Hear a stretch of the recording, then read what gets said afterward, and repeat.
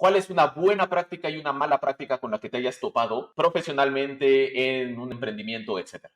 Sí, no puedes ser un gran maestro de la teoría y si eres pésimo en la práctica, entonces serás un académico, pero no un emprendedor. ¿Cómo pasamos del papel a la acción, de las ideas a la práctica?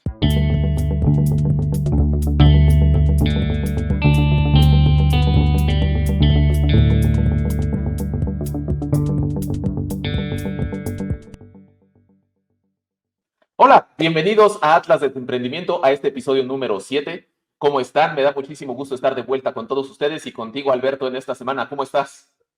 Tal bien, Juanjo, ya extrañaba nuestra conversación.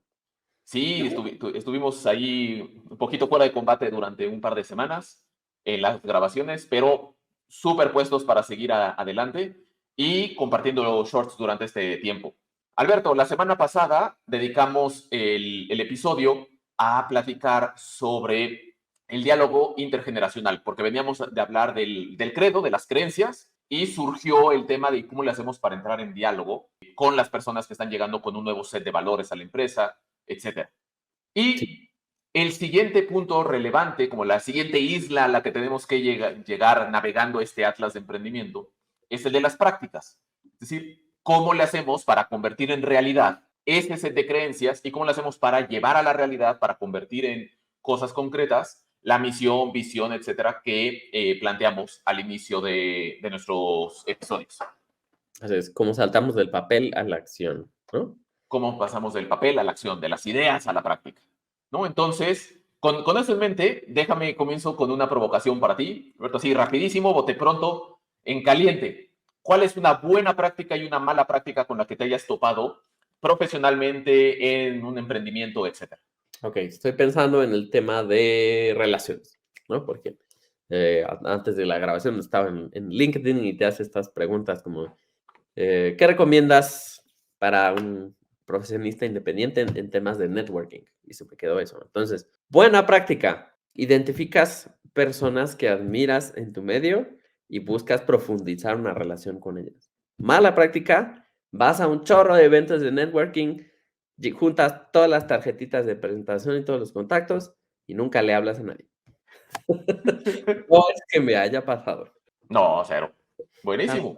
No es que tenga abajo de mi escritorio una caja así como de este vuelo con puras tarjetas de presentación, que digo, es mi caja de tarjetas, la voy a poner ahí. Y una vez que entra ahí no sale, ¿no?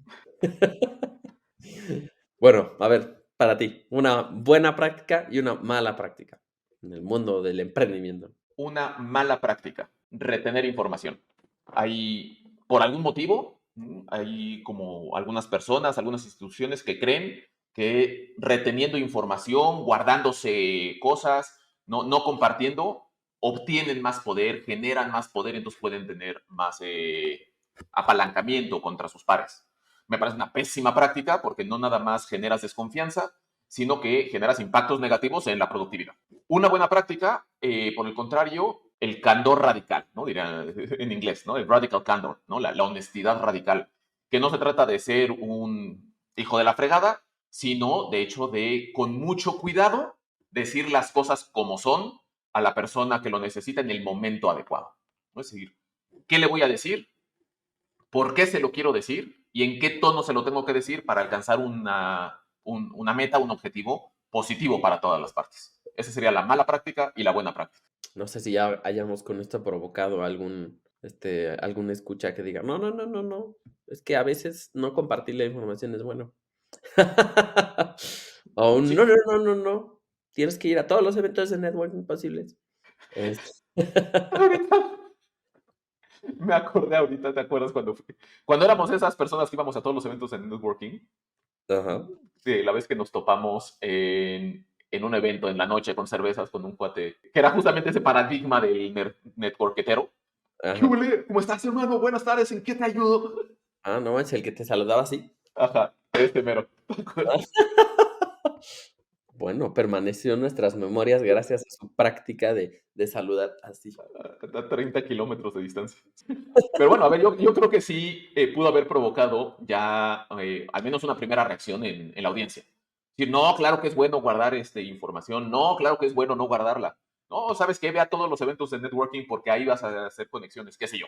Esa reacción me parece que puede sernos muy valiosa porque, otra vez, avienta luz, señala, indica el mindset, el credo, las creencias que tenemos a la luz de cómo operar en el mundo. Hay un estudioso que se llama Jeremy Hymans, ¿no? Que tiene un articulito publicado en Harvard Business Review, súper interesante, sobre The New Power, es el artículo de New Power, y analiza los valores del Old Power, como él le llama, del poder antiguo, y del New Power, ¿no? Y era cómo chocaban las visiones, donde el poder antiguamente se veía, pensaba a través de la exclusividad, guardar información, confidencialidad, etcétera. Y hoy en día el poder se alcanza de manera muchísimo más efectiva con transparencia, transparencia radical, colaboración horizontal, etcétera. Entonces, esa es una fuente interesante, ¿no? Para este diálogo de lo que está saliendo el día de hoy. Bueno, y eso nos lleva entonces, Alberto, ahora sí entrar al tema del día de hoy, que es las prácticas, lo que practicamos. Y creo que ese es uno de los puntos más importantes en este atlas de emprendimiento, en este mapa de cultura organizacional que estamos navegando, porque si no somos capaces de convertir ideas en realidades, lo mejor que tenemos son ensoñaciones o teorías, pero de hecho no estamos emprendiendo. Sí, no puedes ser un gran maestro de la teoría y si eres pésimo en la práctica, entonces serás un académico, pero no un emprendedor, ¿no? Sin despecho a la teoría, ¿no? La teoría es muy buena y muy bonita y muy preciosa y puede ser muy útil cuando es llevada a la práctica, ¿no? Y bueno, me parece que lo que dices, convertir los sueños en realidad, le da valor a los sueños y viceversa, ¿no? Porque si vives accionando o realizando prácticas constantemente sin un sueño, sin una visión, pues puedes darte cuenta de que todas tus prácticas o todo lo que haces cotidianamente contribuye poco o nada a tu vida emprendedora. A ver, eso me parece súper importante, porque si no somos capaces de llevar los sueños a la realidad, creo que queda muy claro, ¿no? El poco valor emprendedor que tienen los sueños, la visión, la misión, el propósito, las creencias. Pero al revés es muy común, o sea, o al menos en mi experiencia es muy común, de ejecutivos, líderes, empresas, emprendimientos, donde tienen un prejuicio por la acción, lo cual es muy bueno y seguramente vamos a discutir eso un poco, pero en ese prejuicio por la acción se pierden en el prejuicio, se pierden en la acción y entonces caemos en el vicio de, déjame llamarle la gestión por ocurrencias. Y entonces, hoy se me ocurrió que esto puede ser bueno, pues vamos para allá. No, hoy se me ocurrió que esta otra cosa puede ser valiosa, nos vamos para el otro lado y perdemos esa guía clave que nos mantenga alineados a las creencias, con todo el impacto negativo que veíamos el episodio anterior, y peor tantito, quizá, nos aleja de cumplir la misión, la visión y el propósito que hemos planteado como el corazón del emprendimiento. Entonces Sí. creo que por eso es que es tan relevante el tema de las prácticas. Ahora, me parece que nosotros escogimos la palabra prácticas y no acciones, porque no es lo mismo una acción cualquiera que una práctica, ¿no? La práctica es una acción recurrente o concurrente que sucede siempre de una manera muy similar, ya sea de forma intencionada o no. Cuando no sucede de forma intencionada, pensamos en que esta práctica se ha convertido en un hábito. Es algo que ya natural y habitualmente hacemos. Sigue siendo, para llegar a ese punto, normalmente tienes que haberlo practicado antes. Pensando en el andar en bicicleta, la primera vez que te subes a una bici, dices qué diablos, y ya luego estás cachando Pokémones mientras vas en la bici o grabando un reel de Instagram, o dictándole a tu inteligencia artificial la lista del súper, porque ya tienes la práctica convertida en hábito. Entonces yo invitaría a pensar en nuestro atlas. Cuando hablamos de prácticas, hablamos de eso, acciones intencionadas, no acciones que sucedieron, sino que acciones en donde ponemos atención e intención y realizamos porque creemos que nos traen buenos resultados en el trabajo y en la vida. Completamente de acuerdo. La intencionalidad en las prácticas es lo que las informa, me parece, para poder aprovechar el resultado informarnos de regreso a nosotros mismos y volvernos cada vez mejores. No hay una frase que me decías tú el otro día, que creo que es relevante a este respecto. Somos practicantes y siendo practicantes, eventualmente nos volvemos aquello que practicamos. Yo puedo ser un practicante del piano y mientras más practico el piano, más me voy convirtiendo en pianista. Y ahí hay un cambio relevante. Yo puedo ser un practicante de emprendimiento, un practicante de mi misión de valores, etcétera, ¿no? Y en la medida en la que me convierto más plenamente en ese practicante, me transformo en emprendedor, en X, Y, Z, ¿no? Entonces creo que esa es un matiz importante a poner en la mesa, ¿no? Sí, me acuerdo, creo que fue en nuestro primer capítulo que dijiste una frase iluminada, que la primera vez que la escuchas era como súper obvia, ¿no? Como emprendedor es la persona que emprende. Pudiste haber dicho, emprendedor es la persona que practica el emprendimiento. Es decir, todas las disciplinas que giran en torno al emprendimiento y que intencionadamente buscas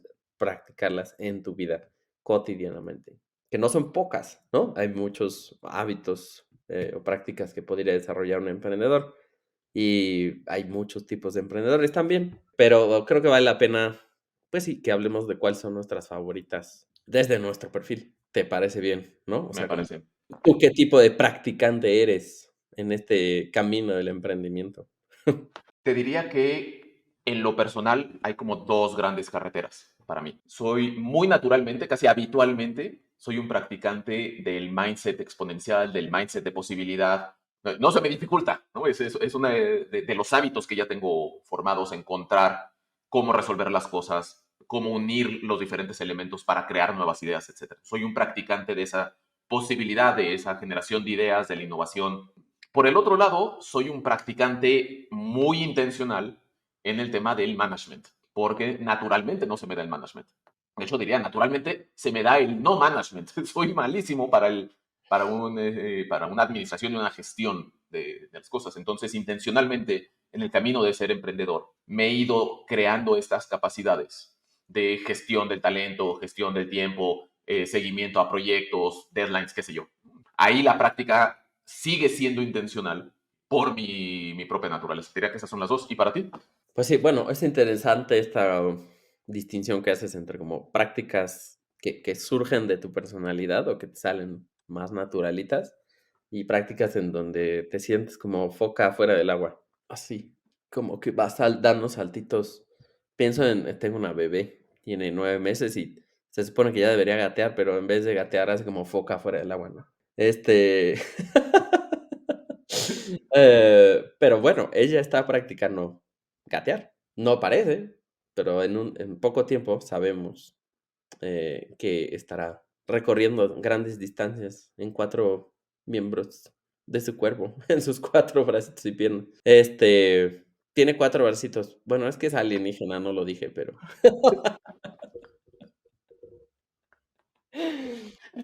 Entonces, sí, bueno, para mí es una práctica que surge muy naturalmente y que tengo, o sea, no solo tengo identificada, sino que me gusta cultivar y seguir practicando, es el tema de cuestionar las cosas. Yo, desde chiquito, típico inconforme con las cosas como son a mi alrededor, pero mi reacción natural es preguntarme, por qué no lo hacemos de otra manera? ¿No? ¿Qué no podría hacerse de esta otra manera? ¿Qué no podría ser mejor así? ¿No? Lo cual me hace muy insoportable en un mal día. Pero con la práctica intencionada, lo que hago es, pues, buscar hacer cada vez mejores preguntas a lo que veo y observo a mi alrededor. Pues, como facilitador, eso me ayuda mucho a cuestionar los aspectos de los emprendimientos a los que me invitan a ser parte, ¿no? O en donde me invitan a meter la mano, ¿no? Hacer buenas preguntas es una práctica, ¿no? Entonces, es como un arte, ¿no? El arte de hacer buenas preguntas. A ver, creo que mencionaste ahorita dos cosas bien importantes. Una es que las prácticas es como un arte. No nada más el arte de hacer buenas preguntas, sino que las prácticas tienen algo de relación con el arte y ahorita quiero llegar a eso. Pero dos, mencionaste algo que creo que es sumamente importante. Esta práctica específica que tienes tú se vuelve muy molesta en un mal día. Yo diría que ahí lo que estamos descubriendo es que una práctica en un mal día o una práctica mal ejecutada, mal orientada, mal intencionada, se convierte en un vicio. Las prácticas, al ser justamente estas acciones recurrentes, pueden inclinarse hacia la virtud, hacia lo bueno, o pueden inclinarse hacia lo vicio, hacia el daño.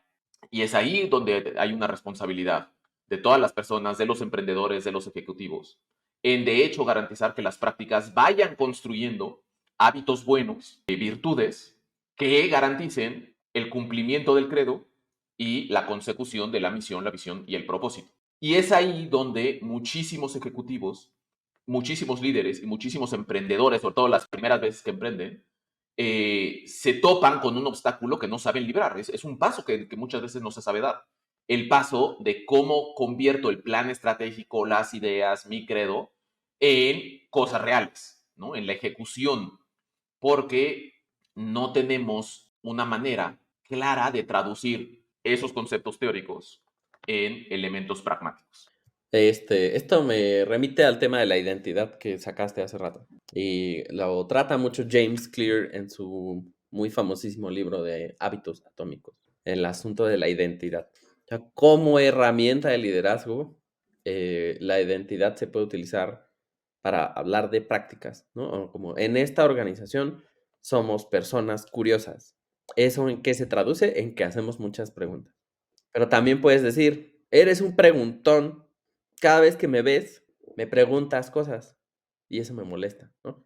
Entonces, la identidad del preguntón y la del curioso comparten la práctica de hacer muchas preguntas, pero una está vista desde el, o sea, de manera, el extremo del vicio, ¿no? Un preguntón nos hace pensar como en este niño que te hace tantas preguntas. ¿Y por qué? ¿Y por qué? ¿Y por qué? ¿Y por qué? ¿Y por qué? Que llegas al absurdo, ¿no? Ya hay un momento en el que la pregunta ¿y por qué? Pierde todo su valor pragmático, sobre todo en el contexto empresarial.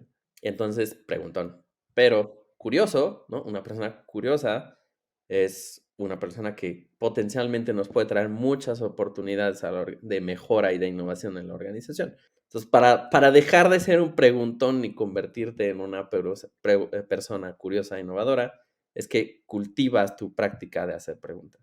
Te Tratas de... interrumpo, Ajá, porque creo que ahí es importante. Cultivas tu práctica de hacer preguntas, pero con una intención específica. claro. Porque si no, te vas al vicio. Si nada más estás haciendo la pregunta del por qué, por qué, ¿no? Ahí no hay una intención más allá del solo preguntar. El curioso, o positivamente visto, tiene la intención de descubrir algo nuevo. Entonces creo que ese matiz es otra vez es importante. Claro, claro, esto, parte de cultivar la práctica es pensar qué es qué es el fruto que puede dar esta práctica, ¿no? Y de qué manera se puede vivir esta práctica para que traiga resultados en la organización. Así es, los resultados que queremos. Sí, sí, por supuesto, ¿no? Bueno, o sea, sí, puede haber resultados negativos, ¿no? El resultado es que ya nadie quiere verte porque siempre estás de preguntón y nunca haces nada. O cosas más graves, ¿no? O sea, pienso, oye, como tenemos que gestionar las prácticas, ¿no? Vamos a gestionar incluso el número de minutos que tiene la gente para ir al baño. Porque me dijeron que tenemos que gestionar las prácticas. Ajem, Amazon en sus bodegas. No, bueno, no es que haya ejemplos extremos.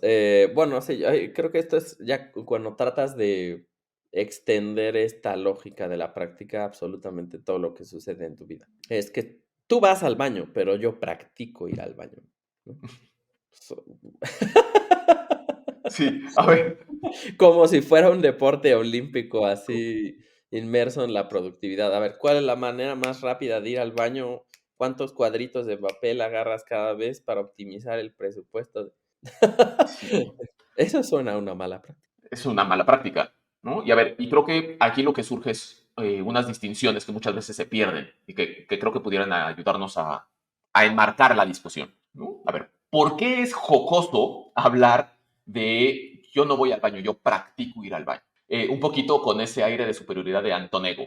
A mí no me gusta la comida, yo amo la comida. Sí, ¿No? Y exacto, si es no, exactamente esa idea. Sí, sí, es sí. esa idea, Y ¿no? si no la amo, no No la me la trago. trago, ¿no? Eh, no hagan la conclusión lógica de qué diría Antonio al respecto de ir al baño. Pero, a ver, Esto lo vamos a tener que cortar. lo vas a tener que editar, sí, pero a ver, creo que es súper importante, porque es jocoso, es muy jocoso decir yo no voy al baño, yo practico ir al baño, porque se está confundiendo lo que en la tradición clásica de filosofía se conoce como los actos del hombre con actos humanos. Ahí hay una distinción bien importante. Un acto del hombre es un acto no voluntario, no intencional, muchas veces ligado a la parte más biológica del ser humano. Ir al baño, comer, estornudar, sudar, sentir ansiedad, o sea, positivos y negativos. Son actos del hombre. No hay ahí un valor moral ni tampoco un valor pragmático que podamos sacar Exacto, ¿no? de sus actos. Yo como mejor que tú, así que por lo tanto soy mejor persona. Por ejemplo, ¿no? O lo que pasa es que yo soy capaz de no ir al baño durante toda mi jornada laboral y por lo tanto soy mejor que tú, soy mejor empleado que tú. No va por ahí. Es una máquina. Y soy una maquinita. Y muchas veces ocurre que caemos en esas malas prácticas de intentar gestionar, administrar, volver intencionales cosas que son actos del hombre. Por el otro lado están los actos humanos. Y los actos humanos, eso sí, ¿no? Son propiamente racionales y propiamente voluntarios. Y es ahí donde, de hecho, pueden emerger las prácticas que valen la pena ponerse en marcha. Es ahí donde, de hecho, un líder, un emprendedor, puede, y me atrevería a decir, debe volcar toda su capacidad para crear esta recurrencia, este hábito de hacer las cosas que nos traigan resultados, porque son los elementos racionales y propiamente voluntarios.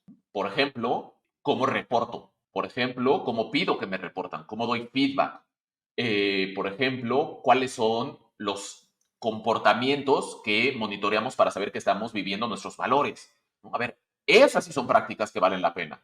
Oye, si nosotros tenemos la misión de llevar el mayor número de soluciones tecnológicas a América Latina, ¿no? ¿Qué prácticas intencionales, voluntarias estamos realizando que nos permitan medir estar llevando soluciones tecnológicas a América Latina de manera más eficiente, más productiva?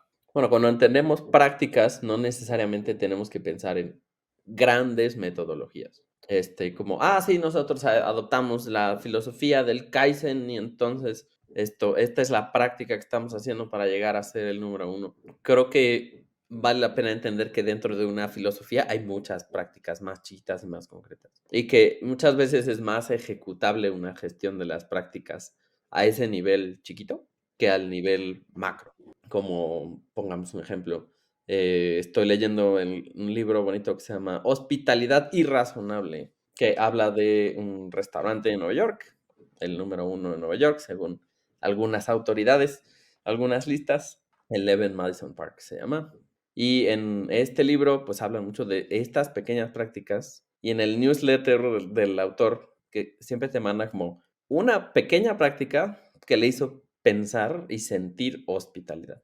Y son cosas chiquititas, desde como cuando llegas a un restaurante y te dan una toallita caliente como para que te laves las manos y te sientes apapachado. Es eso, es una pequeña práctica. Que está alineada a una filosofía mucho más grande y mucho más compleja, pero es una cosita que cuesta casi nada, pero que si no es un hábito, una práctica intencionada, se nos puede olvidar muy fácilmente, justamente porque no cuesta nada. Como sonreír. Cualquier persona en cualquier industria que esté en servicio, cuando te atiende con una sonrisa, se siente más cercana, más genuina, más auténtica. De hecho, te sientes atendido, aunque tu problema no esté siendo resuelto. Pero cuando a la gente se le olvida sonreír, entonces, aunque el trámite sea efectivo, sales con esta impresión de, o sea, pues sí me dieron mi papel, pero la señorita estaba, o sea, pero la persona que me atendió era insoportable. No recomendaría ir a esta oficina, ¿no? O hacer este trámite. Aunque O se... dentro de tu misma empresa, fíjate que nos acaba de pasar aquí en un caso cercano, dos ejemplos completamente distintos del mismo caso. ¿No? Hubo un fallecimiento en la familia y a un miembro de la familia, ¿no? le marcaron cuando fue a la oficina, lo recibieron dándole el pésame, diciendo, oye, tenemos este detalle para ti, que era un detallito chiquito, otra vez, no cuesta casi nada, ¿no? Y una vez que le dieron todo ese apapacho, dijeron, oye, me da muchísima pena, pero necesitamos pedirte que nos des esta documentación porque necesitamos hacer estos trámites relacionados a la persona fallecida. Por otro lado, otra persona, igual de la familia, ¿no? Llega a la oficina y recibe un correo automatizado y dice, oye, faltaste, ¿cuál es el motivo de la falta? Un deceso, ¿no? Entonces, por favor de subir a la nube institucional el comprobante de deceso de tu familiar. No manches.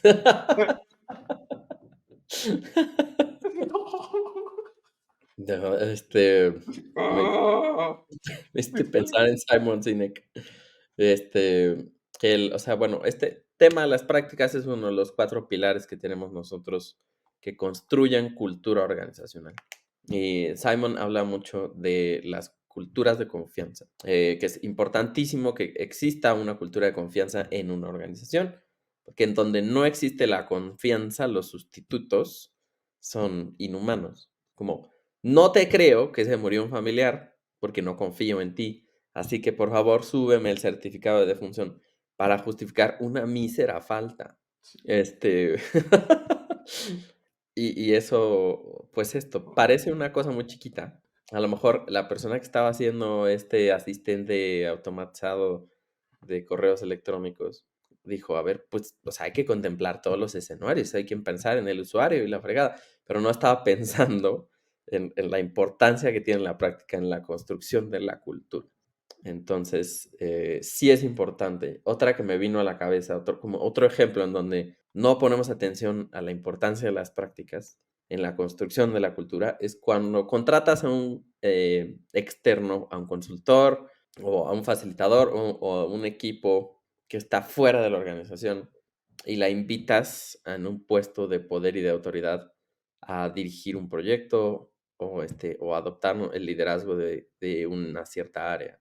Como hay que tener en cuenta que estas personas vienen de otra cultura y por lo tanto tienen otras prácticas. Y es importante decirles, las cosas así, aquí las hacemos de esta manera, porque nos importa esto, esto y esto, aquello.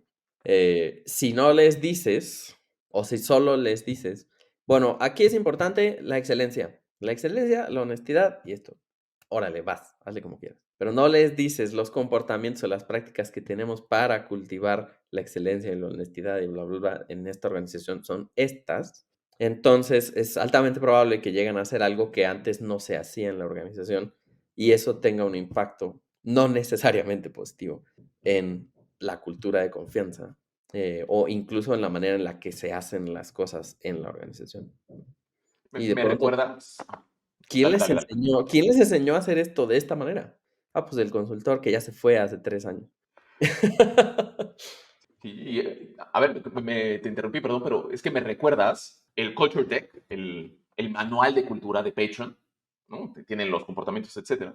Y algo que hacen muy bien es señalar las prácticas, ¿no? Entonces, por ejemplo, tienen en uno de los comportamientos es ser tan rápidos como el demonio. Les importa mucho ser muy rápido. Y lo que mencionas es cierto. Nada más dar ese primer nivel de información puede generar un montón de problemas. ¿Qué hace Patreon y lo hace muy Te mido bien? los minutos en el baño porque tenemos que Te ser mido rápidos, los minutos, ¿no? te mido los minutos Sí, en el baño. aplica al baño también. Sí, ¿no?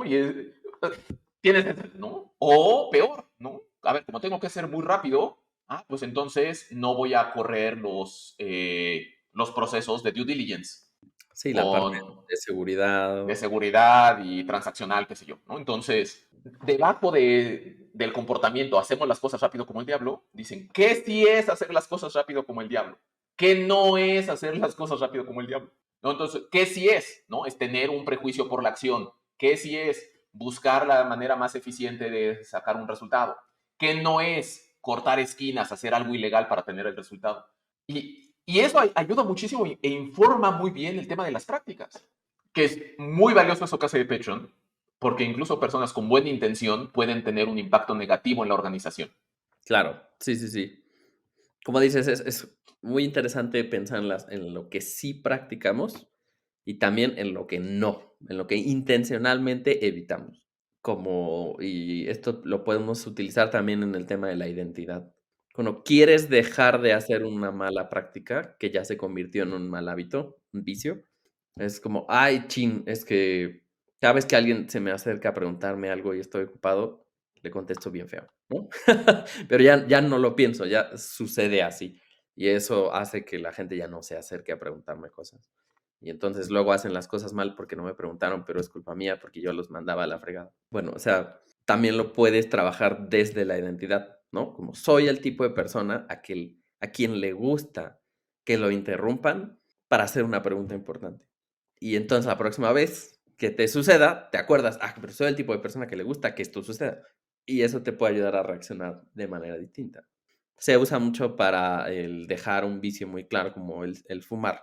Cuando dices, soy fumador, pero estoy intentando dejarlo, de entrada te estás poniendo la pata de eres fumador, es parte de ti fumar, no puedes dejarlo. Yo llevo muchos años diciendo que soy un tragón profesional.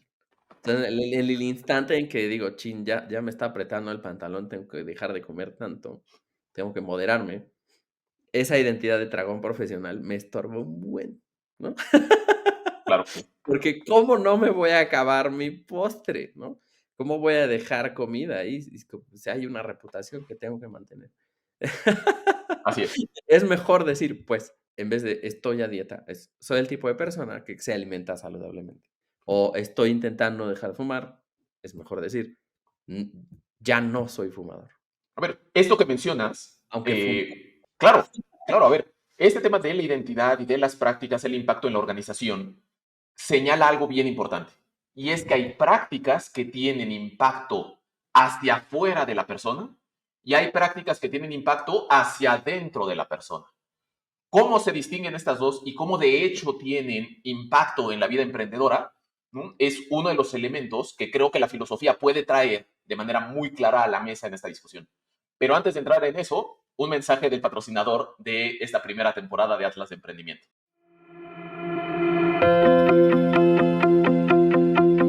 El emprendimiento y la innovación han tomado hoy gran relevancia, no solo para los negocios, sino para cada una de las personas que realizamos una actividad productiva, creativa e incluso una actividad social. Durante años hemos asociado la palabra emprender con echarle ganas como lo hizo nuestro abuelo el siglo pasado. La realidad actual es que se requieren habilidades y conocimientos específicos y profesionales para crear empresas y organizaciones en un mundo digital y competitivo. Hoy presentamos la Maestría en Emprendimiento e Innovación, dirigida a personas creativas e innovadoras, a empresarios y, por supuesto, también a colaboradores de las empresas para actualizar o potenciar nuevas líneas de negocio. Los invito a formar parte de nuestra comunidad emprendedora. Soy Gustavo Fernández de León, director del programa de Maestría en Emprendimiento e Innovación de la Escuela de Negocios de Baja California. Soy empresario, soy emprendedor, soy un creador de negocios.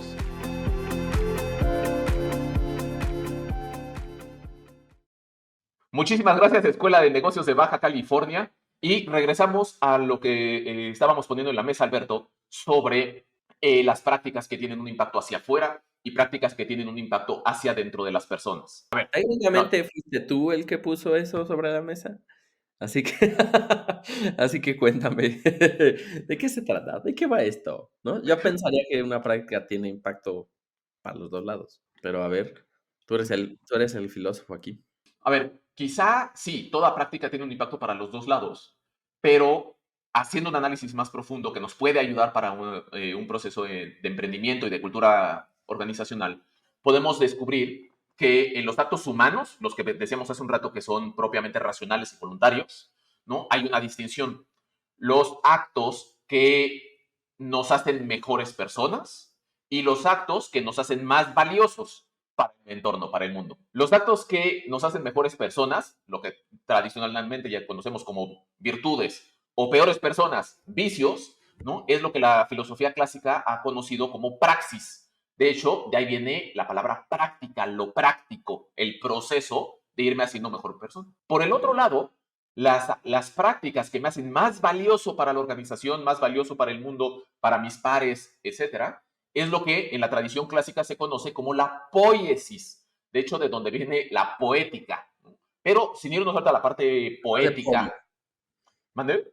no es poiesis de pollo. No es poiesis de pollo ni poiesis de poema, aunque de ahí viene, sino de lo factible, ¿no? Lo que los latinos llamarían el factum. Por un lado, tú tienes lo que es práctico de hacer, de hacerte a ti mismo, y por otro lado, lo que es lo factible, lo que vas a producir. Y de ahí viene la técnica que tú mencionabas al inicio. la técnica, el hacerme mejor en una técnica, tiene que ver con la poiesis, tiene que ver con este ejercicio de prácticas que producen para el mundo una sinfonía, una escultura, una empresa, un producto. Y la praxis tiene que ver con el proceso de hacerme cada vez mejor para poder producir aquello. Un escultor tiene que tener muy buena técnica, pero también tiene que tener la virtud de la escultura, de ser un gran escultor, con lo que ello implique. Un emprendedor tiene que ser buenísimo en la técnica del emprendimiento. Un ejecutivo, un líder, tiene que ser buenísimo en la técnica de liderazgo, de management. Pero además tienen que tener la virtud propia del emprendedor, del líder, del ejecutivo. Y es ahí donde se conjuga lo que tú mencionabas de la identidad por vía de la praxis con el valor por vía de la poiesis. Y es que me parece es una de las distinciones más sabrosas que nos puede dar la filosofía tradicional clásica a la luz de la filosofía de empresa. Mira, pues sin saber de los pollitos y las praxis, es una cosa que yo trabajo mucho en mis facilitaciones. Yo digo a veces en ciertos proyectos que estoy vendiendo planeación estratégica, ¿no? Que suena a producción, ¿no? Como vamos a producir un documento que nos dé guía y una serie de metas y de objetivos y vamos a ponerles tiempo, y, o sea, es una cosa que productiva. Pero en realidad lo que termina sucediendo mucho en estas facilitaciones es más trabajo personal, porque muchas veces el límite de nuestra capacidad de producción es nuestra práctica personal. O sea, si yo no soy la persona o no creo ser la persona que puede crear ese resultado, mi planeación estratégica no sirve de nada. Se va a quedar en el cajón, ahí guardada. Como, ¿te acuerdas ese plan que hicimos para la consultora hace 5 años?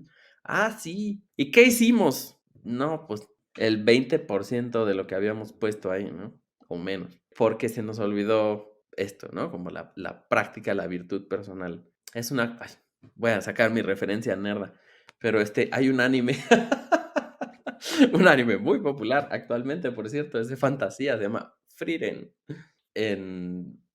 Véanlo, está buenísimo. Si les gusta El Señor de los Anillos, ese tipo de cosas, Frieren no tiene desperdicio. Pero en este mundo fantástico existe un sistema mágico que me pegó así un poquito en el alma emprendedora. Porque en este sistema de magia, como en Harry Potter, hay un sistema en donde si tienes una varita y dices unas palabras y las dices bien, y tu varita tiene una cola de un fénix adentro, entonces ya funciona la magia, ¿no? Pero además tienes que ser de sangre mágica, así como una serie de reglas. En Frieren la regla es que la magia es el mundo de la imaginación. Si no eres capaz de imaginarte haciendo algo, entonces no importa cuántas cosas hayas hecho antes o qué calibre de mago seas, si no te visualizas a ti mismo haciendo una cosa, no sale. Y viceversa. Un mago muy novato, pero con una imaginación muy poderosa, capaz de imaginarse a sí mismo viviendo una cosa, puede hacer cosas espectaculares. Dije, güey, esto es mindset, ¿no? O sea, esto es absolutamente una cosa que es una práctica que se puede cultivar. O sea, la imaginación. Imaginarte a ti mismo cumpliendo metas grandes en el mercado, ¿no? En tu emprendimiento, mejorando la vida de muchas personas, entregando mucho valor, ganando los millones, no sé, lo que tú quieras. Si no eres capaz de hacerlo, no es como estás frito ya, ¿no? Sino practica. Practica, porque la práctica hace al maestro. Me encanta lo que pones y el ejemplo me parece súper, súper potente. Yo te diría dos cosas. Aquí están surgiendo la importancia del mindset para las prácticas. Está surgiendo el problema de yo ya tengo esto, yo ya lo visualizo y supongo que todos los demás van a ver lo mismo que yo y deberían hacer lo mismo que yo. Está surgiendo el tema de que la práctica sea el maestro y lo que queremos es que todas las personas dentro de la organización sean maestros de nuestra organización.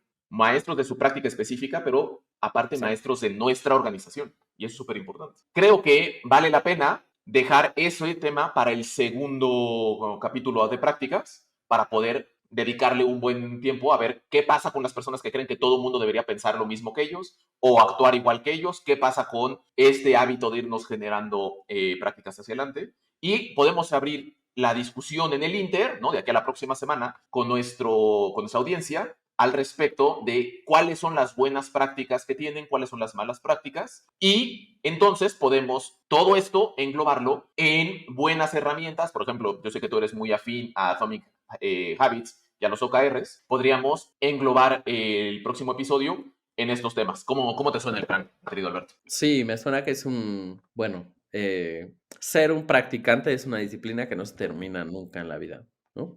Podemos abordar desde 1000 lados y hay mucho más que platicar. Como dices, hay herramientas concretas, específicas que nos pueden ayudar a traducir nuestra cultura en prácticas, de las que podemos hablar en el siguiente capítulo. Y también hay un tema que mencionaste, que me hubiera encantado escucharte y platicar más, que podemos dejar para la siguiente, que es el tema del arte de hacer empresa o el arte de emprender. ¿Cuál es la relación de la práctica con el arte? ¿Y por qué debería ser importante para un empresario pensar en eso? Me encanta, me encanta. Entonces, añadamos el tema de el emprender, el hacer empresa como un arte, que creo que conecta muy bien con esto. Les doy un hint, tiene que ver justamente con la poiesis, con la técnica, pero lo veremos el próximo episodio. Mientras tanto, tengan una súper semana. Alberto, que te vaya increíble esta semana. Síganos, no dejen de darle like, seguirnos, comentar, darle clic a la campanita y sobre todo, ¿no?, de ver los shorts que estamos compartiendo a lo largo de la semana, porque ellos nos dan muchísima más riqueza, tanto de nosotros como de otros pensadores, a la luz de los temas que estamos revisando. Muchísimas gracias.